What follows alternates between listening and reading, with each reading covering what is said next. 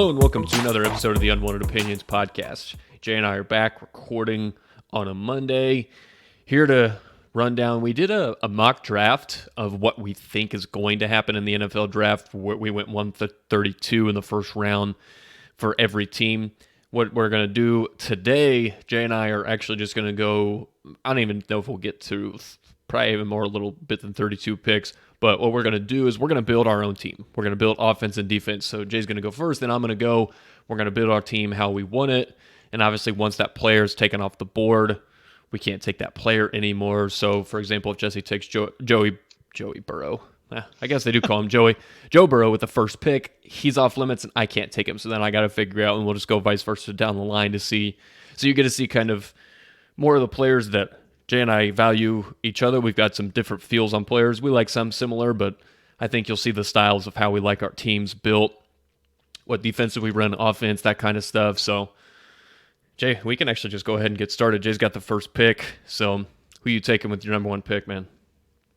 I'm going to go with the best player in the draft, Chase Young. That's who I thought you were going to take. Got to have pass rush, man.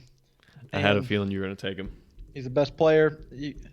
I don't know who you're going to take at quarterback, but I'm going to get the best guy to go after and get him. So yeah, and I mean, since it's just the two of us going, quarterback probably won't be taken off the board pretty high. Exactly. That was my thought process. Yeah. I don't know when you're going to take a quarterback, but I kind of have a good idea who you like and who I could probably still get. So I'm going to go with players that I know are a necessity. I also am looking to go early in the draft at players that there's a pretty big drop-off after the top couple Agreed. players. So, and that was my whole thought process on it as well. So I'm taking Chase Young with the first pick. Okay, my first pick, I'm going to take Jeff Okudah. You son of a bitch. That was going to be my next pick. I figured it was because, exactly like you said, there's such a huge drop-off after corner that I'm just going to go ahead and get the best guy. You took the best pass rusher. I'm going to take the best guy that's going to lock up the number one receiver because, to me, that's how I like running defense. I kind of like that Belichick style where you just put your best corner on the best receiver and just, hey, you're not getting much help, take him out of the game. And I think Jeff Okudah is going to be the next really good corner to do that for years to come. Well, if that's your case, I'm going to take the best linebacker and go Isaiah Simmons, a do-it-all linebacker that I can play anywhere. I can play him on sub packages as a dime linebacker. I can play him at safety. I can bring him down the box. He can rush off the edge. He's fast. He's versatile. He's big. He can do anything and everything on my defense that I want him to do. So he's just going to be the all-around playmaker at the middle of the field. And he's a stud. So yes, that was a guy who I would love to have on my team because, again, he's a guy that can range everywhere. Exactly like you said, he can play almost every single position. I'll trade you Simmons for Okudah. Nah. I ain't trading the first pick, man. Come on. Right. You have to give me more than that if you want the first pick. Nope. All right. Okay. Let's see. Where do I go from here? Because I think I could go a lot of places. All right. I'm going to take Derek Brown. I'm going to take Derek Brown because I think he's the best interior pass rusher, and I believe that interior pass rush is becoming a little bit undervalued, and I don't really know why because I think you see the impact that some of those guys have on their teams as Aaron Donald, Chris Jones, a guy like Fletcher Cox, DeForest Buckner. I mean, guys like that have had huge impacts on their team, and I feel like they get overlooked a little bit because they're not the sexy outside pass rush type guy. So I'm going to go Derek Brown. Well, now I'm in a little predicament here on what I want to do. Because after Chase Young, I do believe Derek Brown's probably the best pass rushing defensive lineman. That's interesting because he's like 330 pounds. Yeah, but he's fucking good. I know. Quickest line to the quarterback's right up the middle. That's right. And I think he's got good technique, good power, good first step. Okay, I'm going to go Javon Kinlaw to go next to him. I can't have you take both the best two defensive tackles. If you did that, I'd be upset. So Kinlaw, dude's you're going to notice I like on my defense athleticism. He's 6'6", 310, abnormally strong. If you go back and watch, did you see him squatting 2,000 pounds yesterday? See, I pulled the video up on my phone, but I couldn't figure out what was going on in It the was video. like It was one of those small, like and belt squat things. yeah, I didn't understand what was happening. Yeah, I'm not sure exactly how that really works, but I mean, hey, But sure. honestly, I think coming into this, I would have wanted Kinlaw over Derek Brown, so I'm Okay. getting who I wanted there. There you go. He's so long and athletic, and there's a play against Alabama against their right guard that if you watch Alabama tape, they were doubling him the entire game, and he was still pushing both guys backwards. Oh, And yeah. every time they singled him up, he was in the backfield in a blink of an eye. And there's one play where they tried to have the right guard go one-on-one, and he just flat out runs him over, puts him on his back, and gets in the backfield, makes the tackle. Yeah, dude's an animal. So I'm going to go Javon Kinlaw. And he's got a great story too. He used to be a homeless kid with his mom growing up, and Yep. so I believe in those type of players. I think he's got the drive to just continue to be great. So I like Javon Kinlaw. It's a good pick there. All right, Jay, you know what I'm going to go ahead and do? I'm going to steal the next best corner off the board and take C.J. Henderson. That was who I was thinking about going. I was like, he's not going to take CJ. Okay, well, I have no need to pick corner for a while. You got know, the top two. I think those are the two best guys. And again, I think C.J. Henderson, he's clearly not as good as Okudah, but I do believe he's another guy that can single coverage. I think he can play man-to-man. I think he's going to be a really good player in the league for a while. And he, to me, if I was a team that was in a desperate need of a corner, he's really the only other one that I would feel 1,000% comfortable taking in the first round if I was a team this year. I don't blame you there. I wanted him. I wanted him kind of bad. I just didn't think you'd go corner again this early. Well, you took the best pass rusher off the board, so I got to take the two best guys that are going to stop the receivers. All right, well, if you're going to take the two best corners, what I have to do is be able to beat those corners. So I will take CD Lamb with my next pick at wide receiver. I need a big body guy, ton of production in college. He almost had 3 straight 1,000-yard seasons. I think his freshman year he had like 800 and something yards, 7 touchdowns. He almost had 3 straight 1,000-yard seasons and double-digit touchdown seasons. He had all the talent. I've heard him compared to DeAndre Hopkins, and I like the comparison. I think he plays a lot like Hopkins. So, yeah. And he's bigger than Hopkins. Yeah, I'm going to go ahead and take CeeDee Lamb here. Okay. And he ran like 4.5, which is pretty good for somebody his size. At that size, that's good. And I think he plays faster than 4.5. Agreed. I do. All right. Okay, you took the best receiver off the board. To me, I think CeeDee Lamb is the best receiver. I'm going to take the fastest receiver off the board. I'm going to snag up Henry Ruggs right now. I'm going to take Henry Ruggs. He's going to be the guy that just is that absolute threat to beat you deep every single time. He puts fear into defense. He makes you prepare so much more because that's something you can't teach, Jay. You know it's speed. And he's got a bunch of it. Oh yeah, he was fast player in the draft, and it shows up on film. He's gonna do some burning. I'm gonna have to find a corner later that can match up with him somewhere. If you're playing man or zone, man, either way. Well, I'm going to go ahead and snag Jerry Jeudy as well. Okay. Seeing as how you went 2 corners, I want, to me, the 2 best wide receivers, which are Jeudy and Lamb in the draft. His route running, I've heard Todd McShay say it's the best he's ever seen. Nick Saban also said it's the best he's ever coached. He had just a love for Jerry Jeudy that he speaks volumes about. He loves him as a player, loves him as a person, and then you turn on the film, and at the combine he ran 4.6, I think. I think he was a high 4.5. I think he was like a 4.56 or 7. But his quickness is unreal when he's in and out of his breaks at wide receiver. So I think I agree with McShay. He's the best route runner I've seen coming out. I think he plays a lot like Marvin Harrison, and he's a little bit thicker. I've seen him compared to Marvin Harrison as well. And Marvin is a Hall of Fame wide receiver. He's definitely got a bigger frame than Marvin, but that's exactly who I've seen him compared to as Marvin.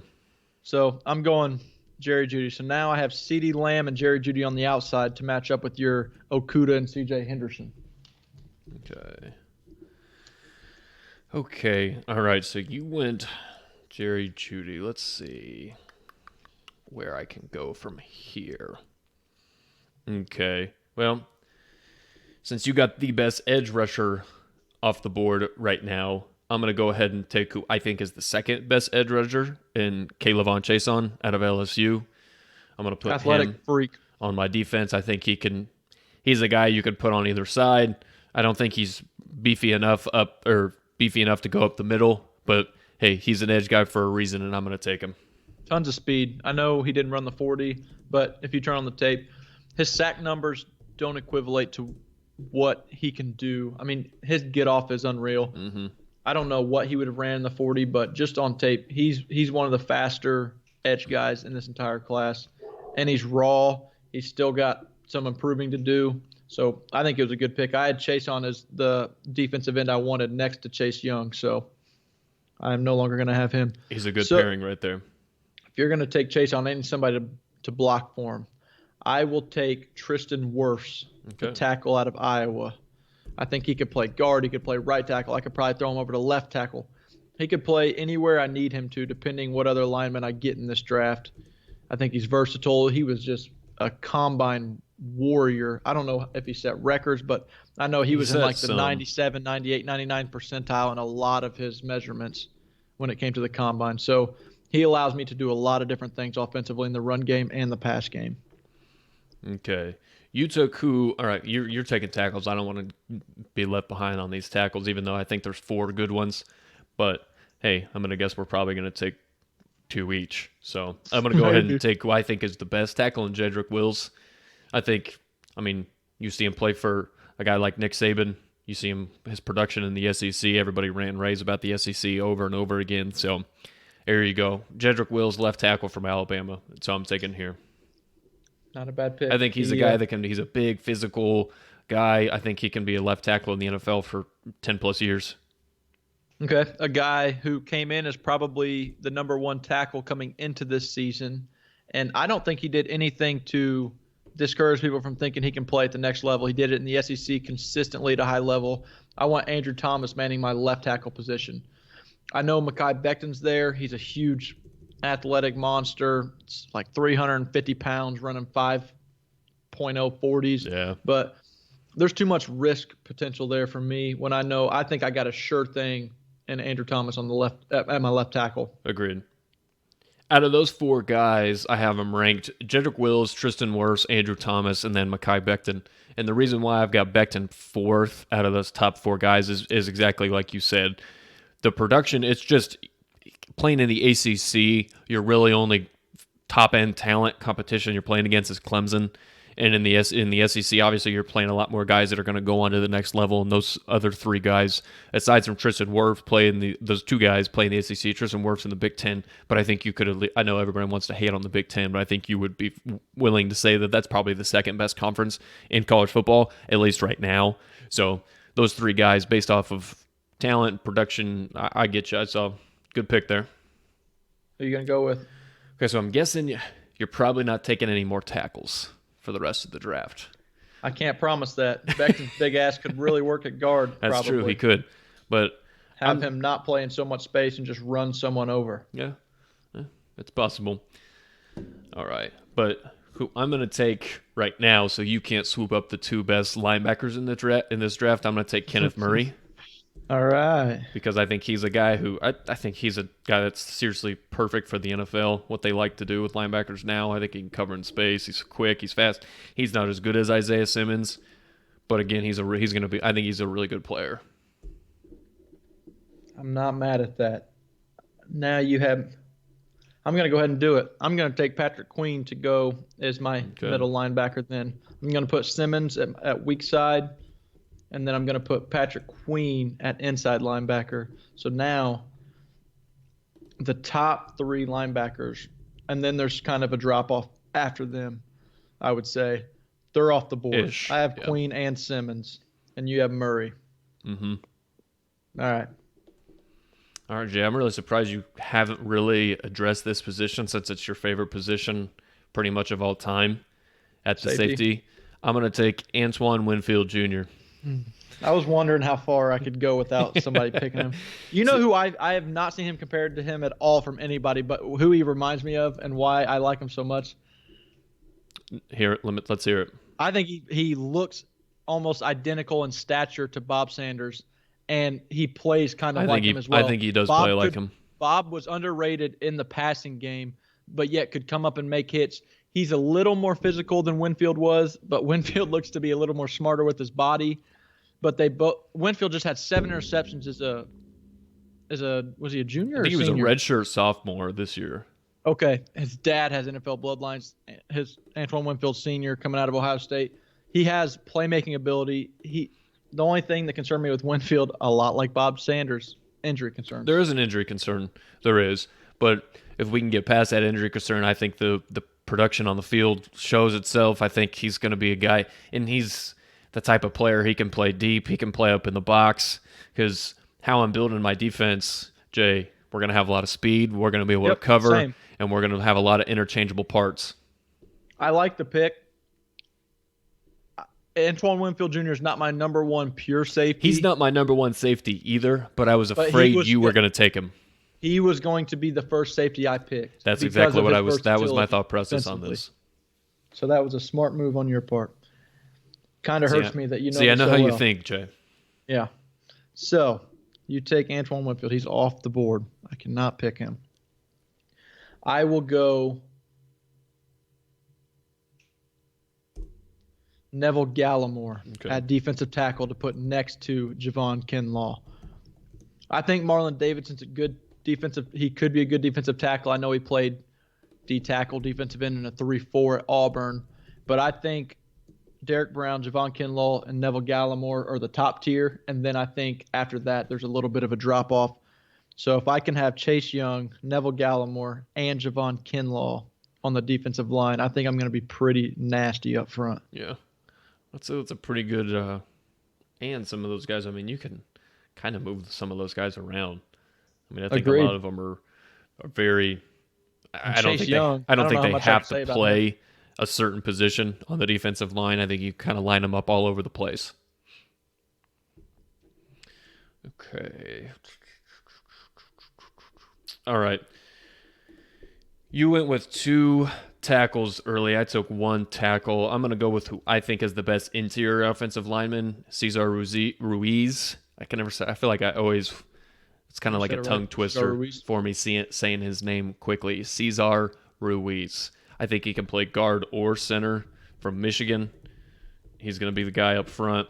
I don't think there's no Quentin Nelson, Zach Martin type guard or center in this class, but to me, I think he's the best one. I like the pick. He would have been my first interior offensive lineman taken. But since you're going that route, here's what I'm going to do. Okay. I'm going to draft Mekhi Becton. Seeing as how you thought I wouldn't do it. I'm going to take Becton, throw him at right tackle, keep Andrew Thomas at left tackle. Play Wirfs in the middle. Hard. And that leaves you with one of your tackles being exposed. It does. Because I'm not as high on Josh Jones and Austin Jackson. I'm not 1,000% sold on those guys either. No, you're correct, but I think that they can play, and I think right tackle actually is a little bit undervalued because I think people just are so obsessed with left tackles. I think right tackle is becoming equally as valuable because there's so many guys that switch sides every single time. They're not just side diverse. They're not just saying, hey, I'm lining up on the right.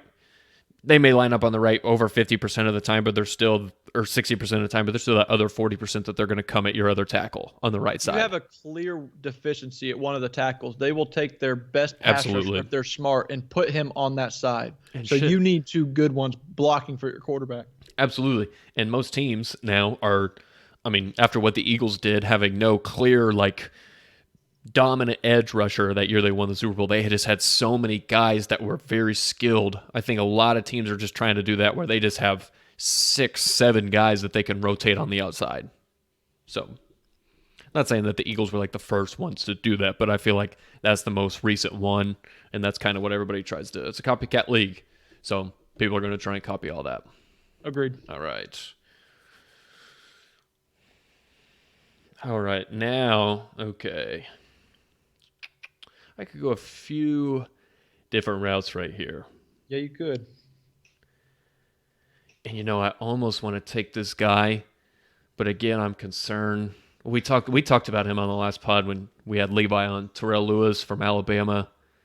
I like him a lot. I think he's got so many tools, but again, I worry about the motor a little bit with him, and I also worry about the injuries because he's had some knee issues, and those aren't always the easiest to come back from. But I don't think you can ever have enough pass rush. I'm actually going to go Yerder Gross-Matos from Penn State. Hyping up Terrell Lewis and then going a different route. I like your strategy. Well, and the thing is Bold strategy, Cotton. It is a bold strategy. He's not going to be able to see very well, Cotton. I just so what feel are you like going with Gross-Matos for? What's that? So what are you going with Gross-Matos over Terrell Lewis for? The motor and the injuries. I also think that I actually have watched recently a lot more film on Yerder Gross-Matos, and I've actually seen him line up at a few more positions rather just on the outside. I've seen him rush from the interior, and I've seen him have success there. So I think he's a guy that can move all around the defensive front. I don't have to line him up on the left side or the right side. I think he can do a little bit of both, line up from the inside a little bit. And like I said, I don't think he's not had any knee surgeries that I know of, and that I think anybody really knows of. And I think he's got a better motor than Terrell Lewis. I don't think he's as physically gifted, but I think I think technique and whatnot, I think he's a better player. Can't argue that. So, along your defensive line right now, you have Kayvon Chaisson, Yetur Gross-Matos on the edges, Derek Brown in the middle. Correct. All right. What do I do here? I think I'm going to go with the clear-cut number one tight end and take Cole Kmet because he can help me run block, and he's a reliable pass catcher. No, he's not running a 4.4 40. I think he still ran. I think he ran a 4.7 flat. Yeah, which is, at 6'6", 240. It's pretty good. I think he's isn't he closer to 250 something? He might have been 246. He's a big boy. I don't know if he was Hold on. I don't know if he was under 250. Either way, I like what I've seen in Cole Kmet's game. He's listed at 6'6", 260. Yeah, so I knew he was a bigger dude and still ran right at 4.7. 4.7 flat, had a 37-inch vertical. And, he's doing how many different reps during practice with the Notre Dame offensive linemen who consistently come out ready, polished, coached up for the NFL game. Yeah, whoever their offensive line coach is, give that dude a raise. I agree. So I'm going to take Cole Kmet as my tight end. I like the pick. I agree with you. I think he's clearly the number one guy. I don't think there's really any argument there that he's the best tight end because I think it's a pretty weak tight end class. I've heard so many people at number 2. My number 2, I like Harrison Bryant from Florida Atlantic, but that's not the pick I'm going with here. I haven't taken a second receiver, Jay. I'm going to take my second receiver here. I'm going to take Justin Jefferson.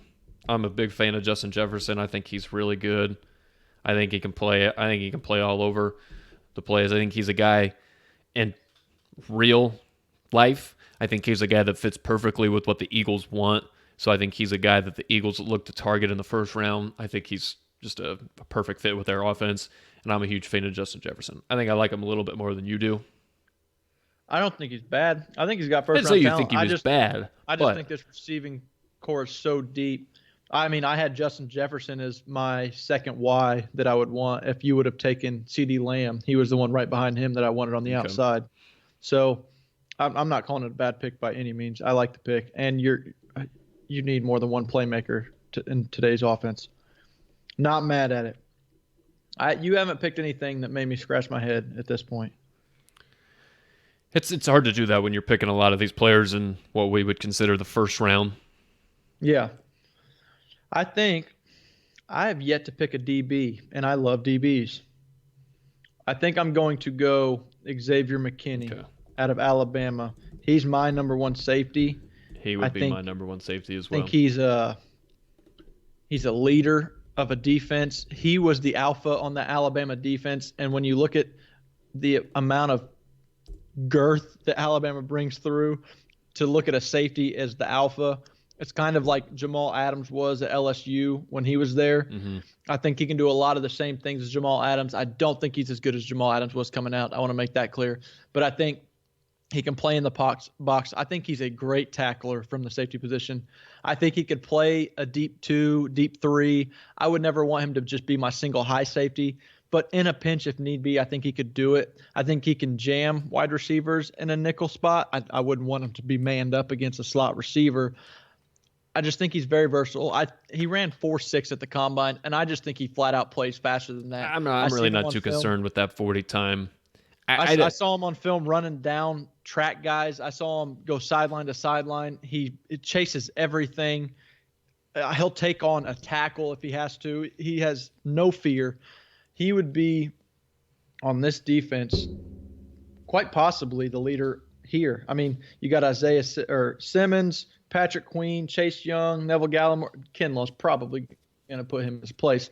But I got some nasty athletic dudes on my defense and that love to fly around, and they all love to hit. So you can kind of see where I'm going with my defensive strategy. Absolutely. All right. I'm going to take a guy right now with my pick right here who I don't think there's as much as a drop-off from I think there's Isaiah Simmons. I think there's Kenneth Murray, Patrick Queen, and then I think Zach Bond is the fourth best linebacker in this class. I think he's a really, really smart player. He was the signal caller for Wisconsin this past year, and Wisconsin had a pretty good defense in the Big Ten. I think he can do kind of everything. I think you can line him up on the edge. I think he can play in the middle. He reminds me a little bit of Anthony Barr. I think he's a little bit better in the pass game than Anthony Barr is, but I like Zach Bond here. Zach Bond's a good pick. I just didn't know where he would fit in my defense. He's fast. At my 2 outside linebacker positions, I know you said you liked him in the pass game better than Anthony Barr. I still think he has some deficiencies there. And I look at him as more of a weapon in a 3-4 that you can line up everywhere and blitz him inside, blitz him outside, because where I thought he made his best plays was coming off the edge, getting after the quarterback. At 238 pounds, he's a little undersized to come off the edge. But some guys are just undersized and have that ability. They find a way to get to the quarterback. And I think he's really, really good at it. I just didn't think he fit in the way I wanted to maneuver my defense. Oh, where do I go from here? You know what? I am going to go ahead and take Joe Burrow right now, the quarterback. I know you like Justin Herbert, and you probably don't see much of a drop-off, but I think I don't. Everywhere after Joe Burrow, there's questions and concerns. So Joe Burrow's sitting there at how many picks in are we? I have no idea. Just staring me in the face. I think we're in the mid-20s right now. I want to make sure I get the best quarterback. I mean, a team really only goes as far as their quarterback can take them. And for the most part, Joe Burrow's that guy. I want him leading my offense. Like you said, I think Joe Burrow is the number one quarterback in this draft class. But I think him and Justin Herbert both have the potential to be stars in the league. Those are the two guys that I actually am starting to think Jordan Love can potentially become a star in the league. I'm starting to believe that a little bit more each day, depending on what team he goes to. I think he's a guy that really is going to need the right coach system, Jordan Love, to become that next level guy. I was thinking about this the other day, and I think we ought to do this. I know you can only do your evaluation before they get drafted and see the potential in a guy. I think right after the draft, before the season even happens, we need to go back through and do another player rankings post-draft, because I think a lot of where you go has a lot to do with how good you're going to be. Yep. If Patrick Mahomes would have went to Cleveland, he would not be Patrick Mahomes. So I think he would be a good player, but no, he wouldn't have an MVP in a Super Bowl within his first 3 seasons. I think you're correct in that aspect. Tom Brady would have never been Tom Brady had he not gone to New England.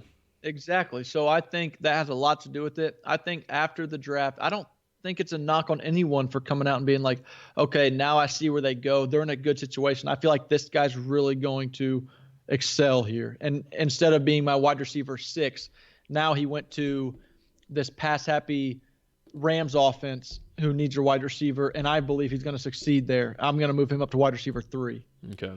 I mean, I know what you mean. Situation has a lot to do with it, and I think that's something we should do, and I haven't seen anybody else do it. I like that. All right. So I took Burrow. Okay. I am going to finish out my defensive line, and I'm going to put this guy on the inside. So I've seen a lot of this is them just kind of list him as a defensive lineman, edge guy, defensive end, he tackled AJ Epinesa from Iowa. Yeah. I think he's going to be better suited in the NFL interior. I actually first heard that from Daniel Jeremiah. If he puts on about 10 to 15 pounds, he's better suited inside because he doesn't have that blazing quickness off the edge like a lot of the guys in the league do now. He's kind of a bigger, thicker guy, but he still is a good pass rusher, and I think I believe he's better suited inside. So on my defense, that's where he's going to play. He's going to play in the interior defensive line next to Derek Brown, and I've already got a guy who's over 315 pounds there. So if we get a little bit slighter guy on the inside in AJ Epinesa, I think I'll be okay. He concerns me. Does this, what does he have, 17 bench reps concern you, especially after you want to throw him inside at defensive tackle? I mean, strength is something that is definitely a lot easier to, I think you can build your strength through years in a league. I know. Yeah, but you see guys coming out of Iowa that are just monsters. The offensive line, defensive line that have just over their career at Iowa, their strength coaches are doing something right, and they have these guys strong and ready to go to the NFL. And I think it kind of concerns me that he's been at those same programs. Most teams usually do have your guys. I mean, you from high school to college, you at least you build some strength and whatnot. It doesn't really. I mean, it's maybe a little bit concerning, but again, it's not like it's something that can't be worked on and improved over time. All right. I think I am going to. I wouldn't have wanted him if I had gotten Antoine Winfield Jr. But I'm going to take Grant Delpit here at free safety because his tackling concerns me a lot. I think I saw he missed over 25% of his tackles this year and over 18% of his tackles last year. So in my little defense here, he's going to be playing a lot of cover one high safety. He's covering a lot of field, maybe cover two. He can cover that backfield. He can come down. He's not afraid to hit. It's just his form is not very well in the tackling game. But as a playmaker, he might be the best one at safety. If you turn on 2018 tape, a lot of people, like we mentioned earlier about McShay, were mocking him as a top 10 lock for this year's draft after his sophomore year. Yep. Me as well. I thought I was all about Grant Delpit. I thought he was a monster, a stud. He could play nickel. He could play strong safety. He could play free safety. He could do everything. He was making plays where he's blitzing in, then dropping back, tipping the pass to himself, taking it the distance. You see the playmaking ability out of him, but like I said, if I would have gotten Winfield, I would not have wanted him playing strong. But me being able to kind of disguise his tackling deficiencies and putting him more as a single high safety, I think he could really, really benefit doing that. I don't know where he's going to go in the draft, but somebody better be willing to put him back there and be more used for pass defense than a run stopper. Yeah. All right. I'm actually kind of surprised that you went with Grant Delpit right there. I know we both really like him, but I know a guy who you've actually kind of grown to like, and you're the one that actually introduced me to this guy who I'm going to take next is Jeremy Chinn from Athletic Freak, from Southern Illinois. He actually went to Fishers High School, which I did not know that. Is an hour away from where we are. We played them in every sport growing up in high school. So he went to he's 6'3", 220, ran a 4.45, had a 41-inch vertical. I mean, dude, I think he can line up everywhere. And that's kind of how I want my defense. I think both safeties are kind of interchangeable, what they can do with Jeremy Chinn and Antoine Winfield Jr., who now are manning my two safety positions. So both of them are interchangeable, so I'm going with Jeremy Chinn here. I think Jeremy Chinn is a poor man's Isaiah Simmons. If you can't get Isaiah Simmons and you want that player you can play everywhere, he's not as instinctive as Isaiah Simmons yet. Isaiah Simmons played at Clemson. This guy played at Southern Illinois. There's a little bit of a difference in talent there.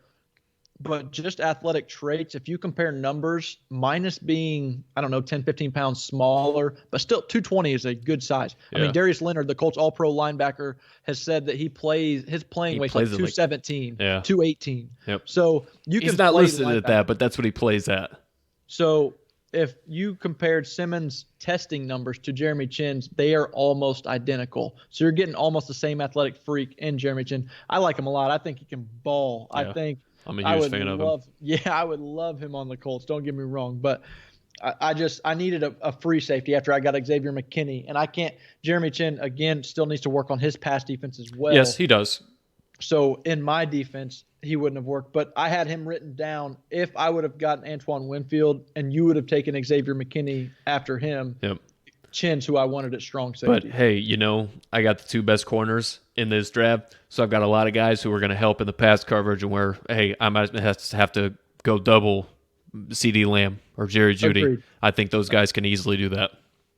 I don't blame you there. I like my safeties right now. I'm just a little upset I didn't get Winfield Jr. Yeah. Okay. Next for me, I'm going to take my number one running back. I in wondered Jonathan when they Taylor. were going to come off the board. I'm going to take Jonathan Taylor. Yes, he has a lot of miles at Wisconsin, but you run him between the tackles. What do you have? 3 1,000-yard seasons, 3 straight, or 2 straight 2,000-yard seasons. He had over 6,000 yards in 3 years, which averages out over 2,000 yards a year. He's a freak. That doesn't happen. He broke all kinds of records. People can downgrade him. He's got tread on the tires, whatever. He's got a little bit of fumbling issues. So is J.K. Dobbins, who I have right behind him. It happens. You can coach that. Adrian Peterson came into the league, and he had some fumbling concerns. I think towards the latter of his career, he really worked on it, and it helped him quite a bit. So that is something that can be coached out. But if you just want somebody that is going to go out there and give your all every down, he can do everything. Here's my other thing. No, he didn't have 50 catches a season. I believe every running back can catch the pass. But that's not really – the thing is, the argument I would have against that is that that's not really what Wisconsin wants to do. Wisconsin just hands the ball off repeatedly. You're making my argument. I agree 1,000%. Yeah, I know, and I'm helping you out because I think Jonathan Taylor is the college, best back in the league or in the draft, and I think a lot of people look at his numbers in the pass game, and that's just not what their offense is. It just doesn't do that. No. And do I think he can run the routes of a Christian McCaffrey or Alvin Kamara out of the backfield? No, I don't. But do I think he can catch swing passes, catch check downs, catch flares, and do this stuff, screens out of the backfield? Absolutely. Yeah, I do. I don't think it's that hard to do if you're an NFL athlete. So that doesn't concern me whatsoever. I'm not using him as a Christian McCaffrey. I'm using him as a between the tackles runner who is going to get me 6, 7, 8 yards every single carry and just put the team on his back and run forward. So I like the way Jonathan Taylor runs. I like the way he plays, and I like his attitude. So I'll take my running back 1 off the board. Okay. All right. I'm actually going to go receiver again here. I'm going to go with T. Higgins, another outside receiver from Clemson. I'm going to get my long framed. Yep. I'm going to get my 2 outside guys, T. Higgins, Justin Jefferson, to go along with Henry Ruggs, who's going to be a guy that just beats you deep. I got 2 really good. I think Justin Jefferson and T. Higgins are both good route runners, big body guy with good catch radiuses, and that's what you need, especially for a young quarterback. So go in there, get my 3 weapons on offense. I like that. So now I can wait on my 3rd wide receiver, and you didn't take him, so I'm happy about that. I'm gonna guess. So right now, I'm gonna guess it's either Denzel Mims or Brandon Ayuk. Nope. Neither of those guys. Nope. That may be Jalen Reagor then. It is Jalen Reagor, but I'm not taking him just yet. Let's see. I have 3 offensive linemen to your 2, I believe. Yes, I've got 2 so far. Yeah, you have a center and a tackle. Yep. I am going to take – I know Cesar Ruiz is looked at as the consensus number 1 center. Again, I think Tyler Biadasz from Wisconsin was coming in as the number 1 center coming into the year, and I don't think he did a lot to discourage me from believing he could carry that into the NFL. So he was the main the lead blocker, the one calling out all the protections at Wisconsin for a 6,000-yard rusher in J.K. Dobbins. Yeah. So there's a little bit of chemistry there, Jonathan Taylor.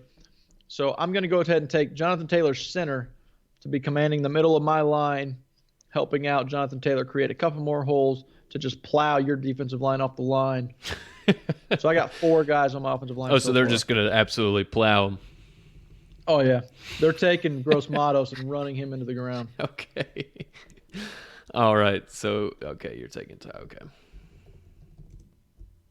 I'm just going down and writing against who we pick every single time. All right. All right. Okay. All right. I'm going to actually beef up my offensive line as well. A guy who I think is another one of the top interior guys, Lloyd Cushenberry from LSU. To fill out some of my interior. Probably plays Cesar Ruiz at center. Lloyd Cushenberry here at guard. Big body guy. Good production in the SEC. At Yeah, LSU. I mean, SEC is the closest thing to playing NFL talent. So if you can hold up there as an SEC lineman, I think you have a pretty good chance of making it in the NFL. My thought process as well. Hey, did you know how many of all the drafted players last year, how many do you think were day one starters? Out of the entire draft or the first round? The entire draft.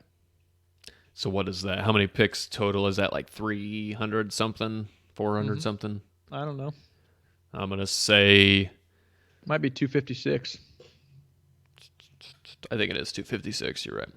I'm going to say 112. Damn, you think half the draft is day one starters? What was it? If this stat was correct that I heard, fact check it because, like I said, I heard it. I didn't look it up. 28 Okay. were day one starters. Do you know how many of those were interior offensive linemen? I don't. 8. So 8 of the 28 day one starters were on the interior offensive line. There you go. Now that I'm saying this out loud, I feel like they might have misspoken. That should have been first rounders. I feel like 28, that's not a lot. Out of 256 players? I think these idiots fucked it up. I don't know where you read that. That just doesn't sound right to me. I heard it on a podcast, and I even replayed it to make sure I had my shit together right. So that's just from they were starters week 1, not they weren't a starter by week 14. No. Week 1, day 1 starters. I'm going to say there was more than 28. Either way, 8 of 28, even if it was first round, their interior offensive lines where you see the majority of your day 1 starters come from, according to that stat. Well, there you go. I could see Cushenberry could probably fit in pretty well into your offense, but he's going to go up against a guy like Javon Kinlaw and be really reconsidering his life choices. All right. That's why we get the ball out quick here, Jay. I'm going to take...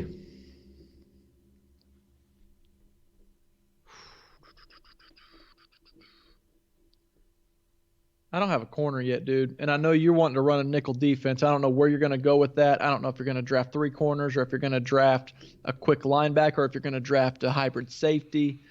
So I'm going to get me at least a day 1 starter at corner in Christian Fulton. Okay. I think he goes a little under the radar because you watch him against the Alabama receivers and he didn't hold up so well. No, he did not. But they have 4 first-round guys there. Show me a corner that held up well against Judy, Ruggs, Devontae Smith, and Waddle. You can't. There weren't many. So I'm not going to knock him for one game against 4 star wide receivers. I think if you look at his entire body of work, Christian Fulton is a solid corner. And I would not be mad if Christian Fulton was my CB1. I think he's a good player. I do too. All right, you're going there. I'm going to actually go ahead and fill out my interior offensive line. I'm going to take John Simpson from Clemson. So I'm going to give my 2 guards and my center and Lloyd Cushenberry, John Simpson, and Cesar Ruiz to fill out that because, hey, especially with a young quarterback, you got to protect this guy. You don't even have a quarterback yet. I don't, but you already took yours, and I think you know who I'm taking. Yeah. I'm just filling out my team before I take the quarterback. Okay. So I'm going back to defense, and I'm taking a guy who can play strong side linebacker for me, who came in at like 250 pounds, ran 4.6. That's Malik Harrison out of Ohio State. I think he is the best linebacker to come out of Ohio State since... I thought you were going to say in the draft. No. I was about to punch you. But I mean, Ohio State's been putting linebackers into the draft. Jerome Baker's producing. I thought you just meant period in this draft. No, is what I was saying. I took two Okay. linebackers before I took him. That's true. So I think he has all the tools. He has strength. I think his instincts are off the charts. I think he can run sideline to sideline, especially at that size, and he can blitz off the edge coming in at 250 pounds. So he has strength, size, speed, everything I want in my defense, instincts. You pair him. I have Isaiah Simmons on one side, Patrick Queen in the middle, and Malik Harrison on the outside. And then if I ever want to switch to nickel dime defense, take Malik Harrison off the field, and I still have Isaiah Simmons and Patrick Queen. Yeah, I mean, with Isaiah Simmons and two if I really can get him good guys that basically are running great in nickel all coverage, game. can shift and play everywhere. Yeah, it's a good pick. All right, that's my pick. Okay. So I still need 1, 2, Okay. 3. We only have 4 picks left. Yeah. All right. And all right, I'm gonna finish out. I think I've got all my defensive players picked except for one. So who I'm gonna go with here is a guy from Utah, corner Jalen Johnson. I actually like Jalen Johnson a lot. I think he was very productive in a Utah defense. That was one of the tops in the country last year. He's a big guy. He's 6 foot, 190 pounds. He's got really long arms. I think he only ran a 4.5 40, but I don't think it's not like he's running like a 4.6, 4.7 at the corner position. A 4.5 is still manageable in the league. I'm just obviously never going to match him up with a guy who's running 4.3 receiver. So he's just going to be a guy who matches up with some of the bigger body guys because I think that's more of his style. He reminds me of a corner from Houston. Remember the guy William Jackson, plays for the Bengals? I do. Plays for the Bengals. Very similar. I think he's just kind of got the same body type as him and good production, like I said, at Utah. So that's who I'm taking. Not a bad pick. At this point, we don't have.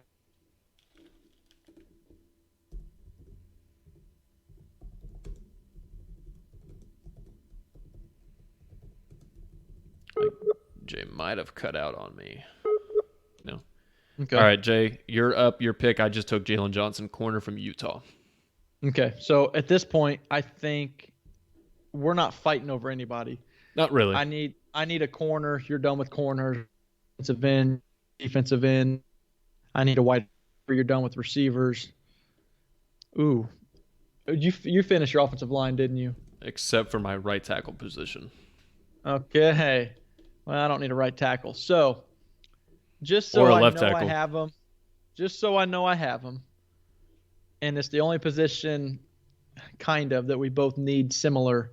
I'm going to take Jonah Jackson, the right guard out of Ohio State. I think he's going a little bit under the radar. He came in, he was a transfer from Rutgers, a senior transfer, so he's a little bit older, but he came to Ohio State and quickly turned into probably their best offensive lineman last year. And J.K. Dobbins ran behind him a ton. He would find holes behind him all throughout the season. He's big. He's strong. He is a very, very good pass protector, which I need for my star quarterback, Joe Burrow, there. So I'm going to take Jonah Jackson, put him at right guard. I'm going to throw Tristan Wirfs at a position he's probably never played, which is left guard. I think he can play all that. I think he's very diverse. I lied. I would rather have Wirfs blocking a rush end than Mekhi Becton. I'm going to put Becton in at left guard. He's fucking huge. I'm just going to say stand there, be a brick wall, and do not let anyone to my quarterback. And if we're running, just run someone over. Have Andrew Thomas at left tackle, Tyler Biotish at center, Jonah Jackson at right guard, and Tristan Wirfs at left. All right. So I have rounded out my offensive line. Okay. I'm going to go ahead and take my quarterback because, as you mentioned, no, we're not fighting over players at this point. I'm going with my guy, Justin Herbert. You got me in the middle of taking a bite of my popcorn here. I'm going with Justin Herbert, quarterback from Oregon. I really believe in this guy. I like everything that he's made up from. I've actually started to listen to a lot of interviews from his roommate, his high school coaches, the strength coach at Oregon. That's the podcast I actually sent you the other day, Jay, to listen to. They talk about him. They talked about how your biggest concern with the guy is that he's just too quiet. He doesn't command the team, and they've kind of really put this thing to bed. He's just really, they say he's just so quiet on like outside, like like to media and stuff like that. He's not big into like Facebook and Twitter and doing interviews and all that shit, but he will tell somebody if they're doing something wrong on offense. There's a story in there where his receiver ran the wrong route and he went up to the receiver and said, "Hey, you did this wrong, blah, blah, blah," kind of explained to him, whatever. So I do think he just approaches it differently than somebody who's going to scream at you. He just doesn't approach it that way. Okay, and like I'm not opposed to moving people in my rankings once I get new information and figure Agreed. different things out. And I've actually been seeing that the Patriots are really high on Justin Herbert, actually. There's no way he falls to the Patriots. No, I'm just saying they would obviously have to trade up to get him, but I've just seen that they're very high on him. So I'm going to listen to that 360 interview on by Daniel Jeremiah, see what it's all about, and I'm still going to watch more film on him. I've watched a ton already. It's not so much his play on the field. I've said I just haven't seen up to date a quiet quarterback like win a Super Bowl and just take his team over the top. So if he's only quiet off the field, I'm telling you, I think some of these interviews will I think it'll change your mind a little bit on the guy. I do. Okay. I was just going to say, I know we bring up Colts quarterbacks a lot because that's what we know. That's what we watch all the time. Andrew Luck was quiet off the field. He didn't really enjoy talking to the media. He didn't ever want it to be about him. It was always about the team. He had a flip phone even after making $100 million. He wasn't on Facebook, wasn't on Twitter. He didn't have any of that stuff. So if that's all it is and it's the media misconstruing it, I'm liable to change my opinion of Justin Herbert. But if he's quiet on the field, that's a big negative to me. So I don't mind the pick. I just knew whenever I wasn't sure if you would pick Burrow because I knew he was your number one quarterback. I didn't know how long you'd be willing to hold out for him, so I had to scoop up him early. The way I just want to build my team, I want Justin Herbert running that team. Because he can run? Yeah, I think he's a little bit more mobile. And I just think I like Joe Burrow a lot based off of what he did this year. I think it was obviously spectacular. It's just there's more of I don't know. It's just him not playing as many games as Justin Herbert. I think Justin Herbert has more experience. So, okay. So you took Herbert. I'm going to go ahead, fill out my receiver core, and go Jalen Reagor. You know how much I love this guy. Yep. I believe, even though he ran 4.49 or 4.48 at the combine, he does not play like that. And then he tried to come out and show a video of him running a 4.2. Yeah, 4.19 or 4.22 or something like that. I was like, all right, let's calm down. I saw this tweet. It was like, he's like, I'm so surprised all these receivers and players are running a faster 40 time at their own house and pro day than they did at the combine. Yeah. So the 4.48 did underwhelm me a little bit, but if you just put on his tape, man, I love the way he plays. He will go. What receiver have you ever seen be 5'10" and them throwing him fucking fade routes against 6-foot corners on the goal line? He can ball, man. I think he's a good player too. He could jump out of the gym. He was in like the 98th percentile in vertical jump and broad jump. So the dude can jump. He has strong hands. He'll snatch the ball out of the air. He's faster than 4.48. His play speed on the field. I don't think Tyreek Hill would have ran faster than John Ross or whoever has the record at the combine at a 40. But you put him in pads and he just blows by everyone. You can't catch him. And that's how I view Jalen Reagor. You put him in pads and you put him on the football field, and he's just going to outrun everyone. Yeah. So I like him too. I've been comparing him to Tyreek Hill. I've told you this before. I think I said it on the last podcast. Everyone compares Henry Ruggs to Tyreek Hill because of the speed, and I don't view him like that. I view him as more finesse than Tyreek Hill. He's not faster to me, but his 40 time was phenomenal. He might be the fastest player on the field every time he steps on the field, but he's more catch, run away, and just run past guys. Mm-hmm. Whereas I see Tyreek Hill and Jalen Reagor, and they're trying shiftier. To run past guys. Also, if you're going to try and jam me, I'll go up, I'll snag the ball on you, I'll take the ball out of the air, I'll run through you on the field. Their mindsets are just different to me. And I just really love Reagor. And you put him, I would actually put him on the outside and put Jerry Jeudy in my slot and have CeeDee Lamb on the other outside. I honestly don't think you could go wrong playing them all over. Yeah, I agree. And CeeDee Lamb could even play in the slot. I think they're all that good. I can just have them. You would never know what's coming. Just have them all in and out, run. Who are your receivers again? T. Higgins, Justin Jefferson, and Henry Ruggs. Okay. Yeah. That's not a bad one either. So You're not going to have a bad receiver trio if we're no. if we're getting to pick 3 receivers without anybody else taking them. So Just I the will two of go us. Jalen Rager. My offense is complete. All right. I'm going to complete my offensive line and take Josh Jones. I'm going to play him at right tackle. Now, agreed, I don't think he's as good as the top 4 guys, but I do still think Josh Jones can play. I think he's a guy who can be successful, especially, I mean, he's probably not going to be a Hall of Fame type player, maybe never even a Pro Bowl type guy. But hey, I mean, he can be a solid right tackle in the league for 8 years. I think a lot of teams, if you're drafting a guy this high, if you get a solid right tackle for 8 years, I think you're probably pretty good. I ain't mad at he's the next best available. Exactly. So I get where you went there.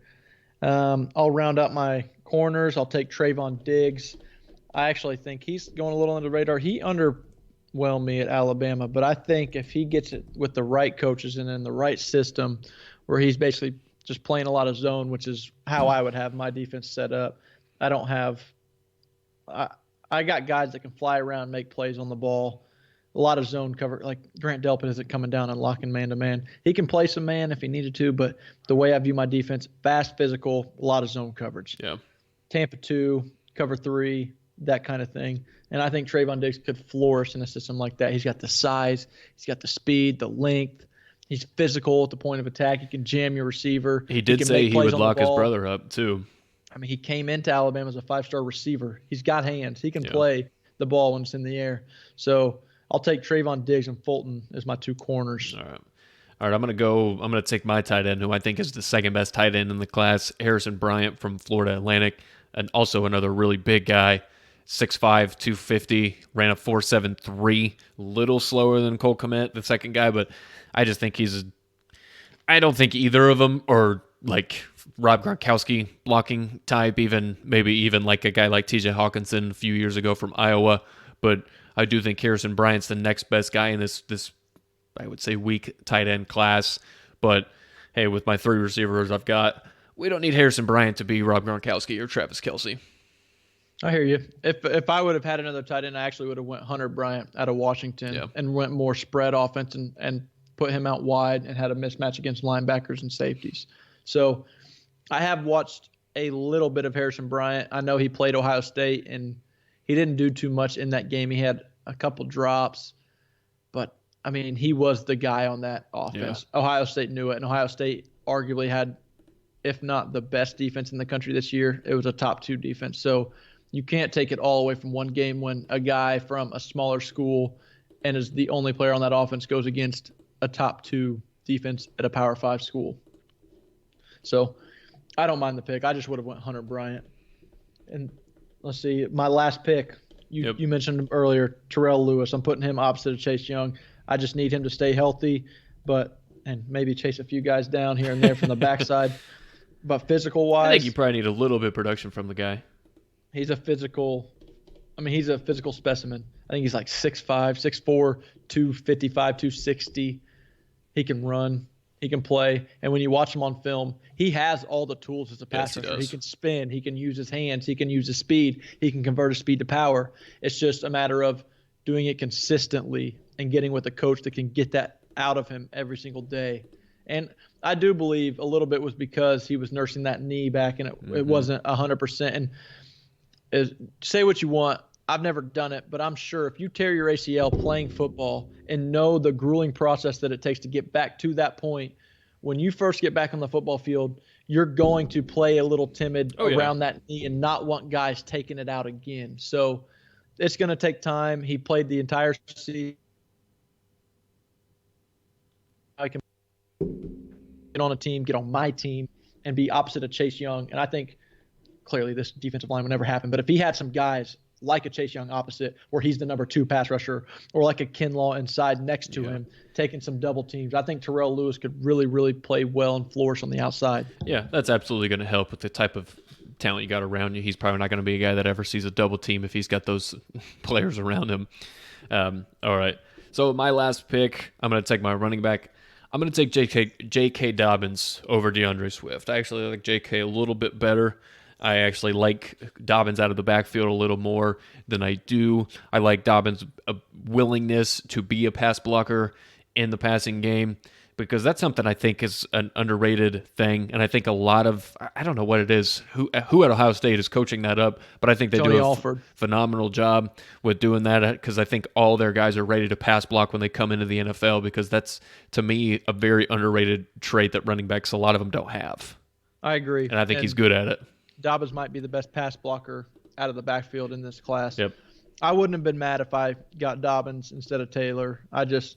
What Taylor did at Wisconsin cannot go overlooked. Oh, I mean, it was unbelievable. His production was insane. I would be really, really hoping that he could carry that into an NFL team, and I believe he can. He's going to be my number one running back coming into the draft this year. He's mine too. I would go Taylor, Dobbins, and Swift. That's probably how I would have it as well. Everyone has Swift as their RB1, and yeah. I just don't see it. I don't either. Not think that he's not good. I just don't see. I think a lot of people just want him to be like they want him to compare him to like a Zeke or a Saquon or something like that. Even a guy like Sony Michel, Nick Chubb, or Todd Gurley from Georgia. But I don't think he's as good as either of those guys. I don't either. But all right. So there was Jay and I's draft. If you want to listen to our team, you'll figure out who we like, who we don't like. Kind of, I think you can base a lot of these players off of what Jay and I want on our defenses. And offenses. True, yes. I think defense, we're pretty similar defensively. We want a lot of guys that are fast, scheme diverse. They can play a lot of different positions. Did you hear me? We should put this up we should put our teams up on Facebook. Okay. See who people like more, who had the better team. Okay. Do a little poll. Yeah. On teams. Okay. Yeah, we could do that. Speaking of Facebook, go ahead and like our Facebook, Instagram, Twitter, Unwanted Opinions with Nick and Jay. You can follow us on all three of those social media platforms. You can email us with questions, comments, whatever, unwantedopinionspodcast@gmail.com. Don't forget we are on YouTube now, so you can subscribe to our YouTube channel. And if you like listening to stuff on there, you can check us out on YouTube. So we've just got so many ways you guys can listen to our content and whatnot. So get in touch with your boys. Jay, you got anything else to add? Are you ready to go, man? Nope, I'm ready to go. All right. Until next time.